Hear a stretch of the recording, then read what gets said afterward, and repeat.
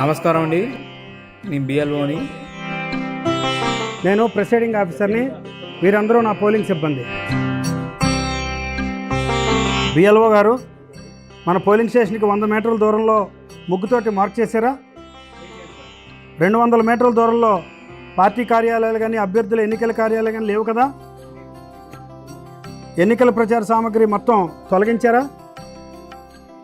అదేవిధంగా మన పోలింగ్ స్టేషన్కి ఉపయోగపడుతున్నటువంటి రూమ్లో రాజకీయ నాయకుల ఫోటోలన్నీ తీసేశారా?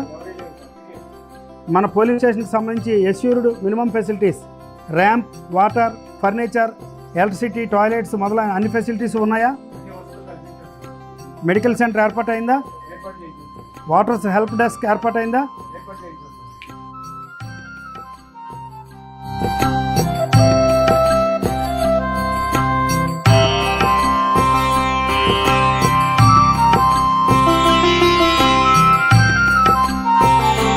ఎంపీఓ గారు, ఈరోజే మనం పోలింగ్ స్టేషన్ గుమ్మం వద్ద పోస్టర్స్, స్టిక్కర్స్ అన్నీ అంటించాలి. 7A list of contesting candidates అంటించాం కదా.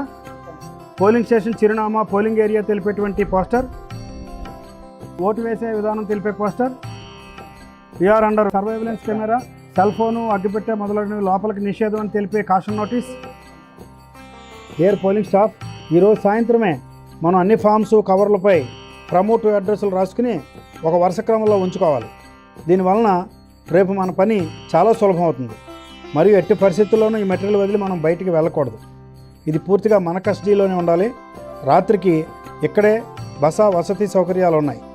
రేపు ఉదయం పోలింగ్ సమయానికి 90 నిమిషాల ముందే పోలింగ్ స్టేషన్కి తప్పనిసరిగా హాజరు కావాలి.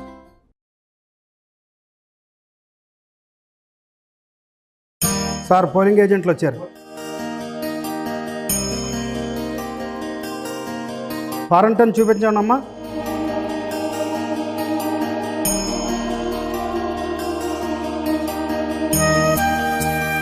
ఏపీఓ గారు, స్పెసిమెన్ సిగ్నేచర్ షీట్ ఉంటుంది, వారికి సంబంధించిన క్యాండిడేట్ కదా తనిఖీ చేయండి. మీ ఓటర్ గుర్తింపు కార్డు చూపెట్టండి అమ్మా. ఓకే, ఫారంటన్ మీద నా ఎదురకుండా సంతకం చేయండి.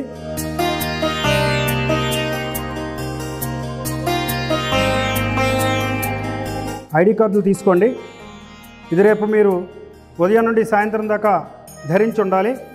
అదేవిధంగా మీరు ఇప్పుడు annexure 13 account of entry passes issue to the polling agent అనేటువంటి ఫామ్ మీద సంతకాలు పెట్టండి. డియర్ పోలింగ్ ఏజెంట్స్, మీరందరూ కూడా రేపు ఉదయం 90 నిమిషాల ముందుగానే పోలింగ్ స్టేషన్కి రీచ్ అవ్వాలి. మాక్ పోల్ కండక్ట్ చేయడం జరుగుతుంది మీ ఎదురకుండాను. మీరు సమయానికి రాకపోతే కేవలం 15 నిమిషాలు మాత్రమే వెయిట్ చేస్తాము. మీరు 15 నిమిషాల తర్వాత కూడా రాకపోతే మేము మా విధిని నిర్వర్తిస్తాం. రేపు ఉదయం మీరు పోలింగ్ స్టేషన్లో కూర్చున్నప్పుడు ఎప్పుడైనా మీరు బయటికి వెళ్ళవలసిన పరిస్థితి వస్తే నాకు తెలియజేసి మూమెంట్ రిజిస్టర్లో సంతకం చేసి వెళ్ళాలి. రేపు ఉదయం మీరు మీ స్థానాల్లో కూర్చోవడానికి ప్రత్యేకమైన ప్రోటోకాల్ ఉంటుంది.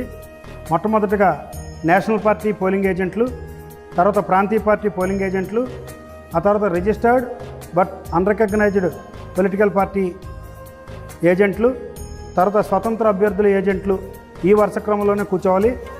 లోక్సభ, శాసనసభ ఏజెంట్లు విడివిడిగా కూర్చోవాలి.